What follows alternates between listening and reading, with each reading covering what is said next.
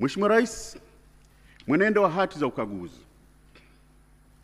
Katika mwaka wa fedha 2023/2024 nimetoa jumla ya hati 1301 ikiwa ni ongezeko la hati 92 ikilinganishwa na hati 1209 zilizotolewa mwaka wa fedha 2022/2023.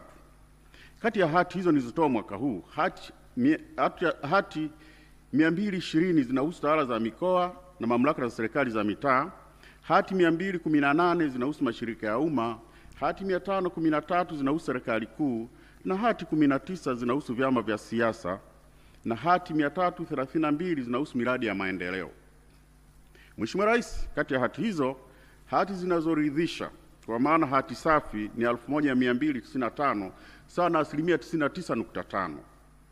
Hati zenye shaka ni 5 sawa na 0.4%. Hati mbaya ni 1 sawa na 0.1%, na hakukuwa na hati ya kushindwa kutoa maoni.